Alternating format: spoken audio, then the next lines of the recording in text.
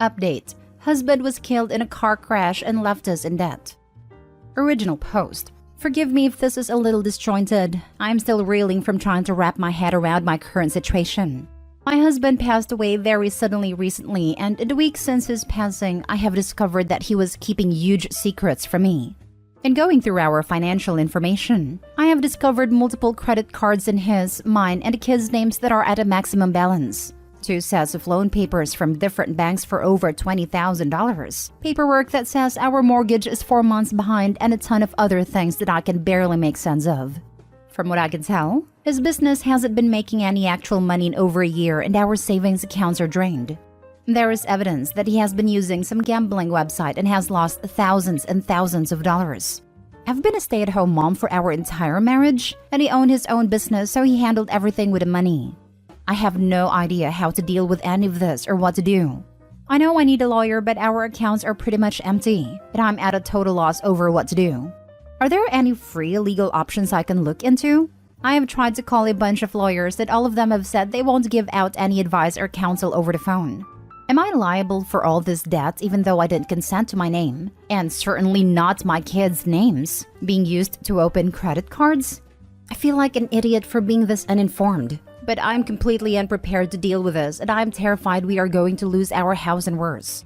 I never in a million years dreamed he would do this to us. Can anyone point me in the right direction, please? Now for the top advice before reading the updates. I have discovered multiple credit cards in his name, mine, and the kids' names that are at a maximum balance. Credit cards in kids' names or your name that you did not open is identity theft. You should report it. There's a lot of good information on the r/personal finance sidebar. I'm sorry this happened to you. Good luck. OP this so much. It's identity fraud. File a police report, then send it to each of the card holders. Follow the advice on personal finance. In addition to what others have said, do not make any payments on any of your husband's debts until after you have made absolutely sure that you are responsible for them. Any type of payment or even acknowledgement of a debt can make you responsible for it even if you wouldn't have been otherwise. By absolutely sure, I mean that you've consulted a lawyer who has looked at your entire situation and concluded that you are responsible. This is not true. I worked in the estate department for half a decade in one of the big 4 banks. Just because you make a payment does not give us the right to change guarantors and be entitled to collect directly from you. It is good advice not to pay indeed, but making a voluntary payment does not obligate you to pay the rest. That's not how this works. That's not how any of this works. They will file a claim against the estate, then you will likely need an attorney to put together a list of assets and liabilities. Then you need to declare your right to a spousal allowance as it gets paid out before debtors get anything. Then the schedule of debts come into play, and depending on how much money falls into your husband's estate, will depend what gets paid. Much will likely be written off as long as your name wasn't attached. Making a payment on a debt that isn't yours doesn't automatically mean you assume it though. That's the silliest thing I've ever heard. First, I'm very sorry for your loss. And I'm further very sorry that you were left in this awful predicament by somebody you trusted. If you are looking for free legal options, there are several in Ohio. If you search Ohio Legal Aid on Google, several organizations come up. It's going to be a bunch more phone calls, but you should be able to get help that way. Depending on your income, they'll either offer you aid or else they'll be able to refer you to an attorney. You will certainly need an attorney to navigate all of this. I hope also that you have emotional support through all of this. You are going through a lot. I wish you all the best. Now for the first update. I wanted to give you an update since so many people gave advice and said such kind things. First of all, thank you to everyone who commented and gave me advice. I'm sorry I didn't respond to the other post. I was just so completely overwhelmed. I still am really, but I did read every comment and message, and I appreciate everyone that took time to comment. I was able to find some legal help, and we are working on sorting out the mess my family's in. Things were far worse than I even knew when I made my first post. Altogether, the debt that was accumulated is close to $500,000. At this point, I have no idea how much I'm going to end up responsible for. The lawyer has said it could take years to sort everything out. No matter what happens, we are going to be losing the house. I'm working on finding us somewhere to stay before they actually foreclose so we don't get evicted and have that on my record too. I want to try to answer some of the questions and advice people mentioned in the other post. I have 3 kids, so that is the we that I keep saying. The older two are from a previous relationship, but I have contacted Social Security to get benefits started for my youngest. Thank you to the user who mentioned that. My husband's business was a computer/tech repair company he ran by himself. He had a few people he would call in to help with larger jobs, but 95% of everything was him alone. Last year or so, it appears he wasn't doing any actual work and there was no money coming in. He took money from the business to cover what he took from our personal accounts, and then took out loans to cover the business, and spent it all away on gambling and other illegal activities that have come to light over the past few weeks. I'm sorry to be vague, but it's just embarrassing and hard to talk about. To the people who said that maybe the crash was intentional, it is looking increasingly likely that it was. Nobody else was involved. His car went off the road and hit a tree. He had life insurance before, but he stopped paying the policy months ago. I'm in contact with the police about the credit cards in our names and the other things that were discovered. All in all, things are looking really bleak at the moment, but I have faith that eventually it will work out. I have a few leads on jobs and have picked up a little temporary work here and there the last few weeks, so that we have something coming in. I have signed up for food stamps and Medicaid, so once that goes through, it will be a bit of help. I applied for AMHA as well, but they said a wait list can be a few years wait, so that is kind of long shot. Someone has suggested asking family/friends for help or loans, and they absolutely would help me if they could, but none of them are in a financial position to be able to help. My sister will hopefully be able to let us stay with her temporarily until I can sort things out and get us back together. She's my only living family and has been my rock through all this. So yeah, I guess that's it. Thank you all again for listening and helping. If anyone else has any more suggestions in trying to pick up the pieces that I haven't thought of, I would appreciate any advice. Second update. First of all, sorting things out didn't take nearly as long as we thought it would. Things ended up being a lot more straightforward than they first appeared. I will be filing for bankruptcy, probably early next year. I've talked intensively with a lawyer and weighed my options, and that seems like the best way to move forward at this point. 90 to 95% of the debt should be discharged with bankruptcy, so that is a good thing, although it's bittersweet. We are losing the house. We will be moving out by November 30th. I am worried about the bankruptcy/credit issues with trying to rent an apartment. However, I'm now on the list for PMHA housing, and from what I've heard, the wait isn't long at all. We ended up not being able to count on staying with my sister for longer than about a week, thanks to her jerky landlord, so I'm trying to find something else in the meantime. I have a few options to look into. Honestly, I'm not that sad about the fact that we have to move out of the house. The old place is filled with tainted memories now, and I think it will be good to get a fresh start.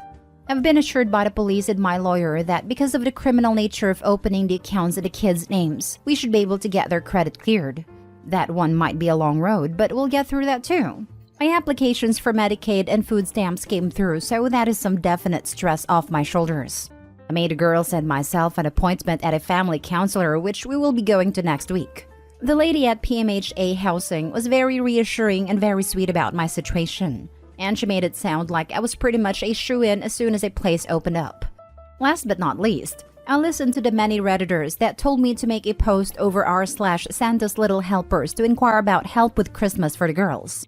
So hopefully we will be able to find some holiday help, and that'll be another huge load of stress lifted off my shoulders. I want to thank everyone who messaged me and offered words of encouragement and support. I can't even begin to tell you how much it means to me to know that I'm not alone. I never imagined Reddit to be an empathetic and caring source of comfort, but it turns out that is exactly what it is. Thanks again, everyone. Now for the final update. Hello, everyone. I wanted to give one last update to my situation since so many of you reached out to me.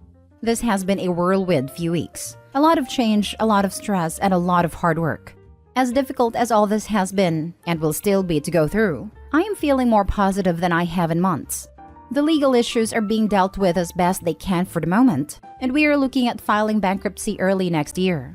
It is scary to think about, but I do know it is our best option and things will work out in the end. We moved out of our house almost a week ago. It feels very bittersweet and the girls are having a difficult time, but I know they will adjust, and I really do think a fresh start will be the best thing for us. The girls are in individual grief counseling and we began family therapy. I will be making an appointment for myself as well, something so many of you encouraged me to do. Some of my good news now. We were able to find a permanent place to live. with a very sweet landlord who is sympathetic to my situation and has previous experience with the welfare system, and has bent over backwards to help me through all of the red tape. We will be moving, again, into the new place at the end of this month. Hopefully that will be the last time we have to move for a very long time. My second huge piece of good news to update with is that I got a job. I'm now working full-time in an office of a company that is owned by someone I met through my post here. She contacted me after my last update and offered me a trial run with her company. I started this past Monday, and so far, so good. I'm incredibly humbled and grateful to her for giving me a chance. That brings me to my third point and really the reason I'm making this update. I wasn't sure what to expect when I first reached out for advice here. I just felt so overwhelmed with the situation, and I think I was just mostly wanting to not feel alone and to connect with and talk to people who had some understanding of what I was dealing with. The advice, the stories of dealing with similar circumstances, the encouraging messages, the fact that you all literally saved Christmas for me and my kids, a new freaking job, and just the empathy and kindness you all have shown to me and my family is so far beyond anything I expected that I don't even know the words to express how grateful and humbled and loved it has made me feel. It is going to be a long, tough road, but I have total faith that things will be okay, and that it is in the large part due to the r/legal advice community. So in closing, I want to say thank you to every single person who reached out to me in any way, shape or form. Thank you for lifting us up and helping us through this. You guys have saved me in a million different ways that I will always be grateful. I hope you all have the merriest Christmas ever. I got so angry reading this. What an utter douchebag. I'll probably sound cynical, but this is the part that angers me the most. To the people who said that maybe the crash was intentional, it is looking increasingly likely that it was. And he had life insurance before, but he stopped paying the policy months ago. Selfish to the end. Yeah, my dad has some financial and health problems and ended himself, but he had life insurance policy in place that would have paid out, even if his death was ruled as self-inflicted. Most life insurance plans will pay out for self-harm if they've been kept for over 2 years. To let the payment lapse and still end yourself is incredibly messed up. Could have at least done it before you stopped being able to pay for life insurance. Sorry for your loss. My dad did the same but also had life insurance. My granddad, father's father, convinced my mother to not make a claim on the policy because it would be shameful. So instead, we lived in poverty while she worked multiple low-paying gigs to keep up with the mortgage payments and feed us kids. Wasn't until she got a new partner several years later that he talked some sense into her and convinced her to look into the policy. At that point, however, too much time had passed to make a claim. She's still living off of my home country's equivalent of Social Security, and I got to pretty much raise myself because she needed to work and there was never anyone home. I can't help but think that despite my dad's terrible choices, he at least thought we'd be set without him when in reality we are not. Now for the last story. He wants the perks of being my boyfriend but doesn't want to commit. Hi everyone. So I need to understand if I did something wrong by telling my ex-boyfriend that after I moved out and our business can run itself, I'll start traveling around the world without him. My ex-boyfriend, 23, and I, 23 female, broke up in September after being together for 6 years. I moved in with him towards the end of last year. He had made new friends and unfortunately their happiness became his priority, and I understood that. However, he attended a birthday gathering of a girl who doesn't like me, and once told my boyfriend now acts that one day if he's drunk at a club, it's okay for him to cheat on me. She has also asked my ex why he hasn't cut me off completely since we broke up. Anyway, I confronted him about attending the party and he tried to play dumb, and said he was only there to show the girl's boyfriend his support. Things got heated and we both realized that we were at different points in life and decided to end things. However, we are still sharing our apartment, and because of this, he still has access to me. He still needed us to act like a couple, so that he gets the boyfriend perks, but I am left in a situation where I can't ask for anything, or for him to change his ways because I'm not his girlfriend. Yesterday, we were talking about moving and I said I would be moving soon. He asked why I didn't say we are moving, and I said because we agreed that we are not moving into the same place. He had suggested that we move into the same apartment building. And if I'm being honest, I want my space. This morning, he asked if we should move to Namibia after our business can run itself. And I said I'll probably go to Europe. He asked again why I'm not including him in my plans, and I explained the same thing to him. He then asked if I'm staying with him because I want to or because of the business situation. And I again clarified that he was the one who introduced this idea of me finding my own place. Now he's sad, and he's saying he was naive to think I would still want him in my life. He wants us to be best friends, but wants me to treat him like my boyfriend. He wants me to include him in my plans, tell him everything that happens in my life, sleep with him and be there for him 24/7. I honestly feel like he wants to keep me close so that he has control over what I do and the people I meet. I no longer want to give him access to me. What he did really hurt me. I'm struggling to move past it and I still need time to heal. But I feel like he's rushing me. I do want us to be friends but on my own terms. So I need to understand if I did something wrong. Edit. To everyone who thinks it's my fault because I sent a mixed message and to all those being mean. My ex gets grumpy if I share anything he doesn't agree with. He starts banging doors and acts like he's being forced to talk when I try talking to him. He becomes very uncomfortable to be around, and his energy is draining. He also tends to stop working and often uses me voicing out my concern as an excuse for being depressed and not being able to work. This leaves me having to take on all the workload. On the day we broke up, he tried to cut me out of our business, and I have invested my life into this thing. I'm just trying to hold on until I can get the proper papers done and then leave. I'm doing the best I can with the situation before me. To everyone sending encouraging words, thank you so much. I truly appreciate your kind words and advice. I'll definitely update everyone on the day I finally move out. Now for the advice.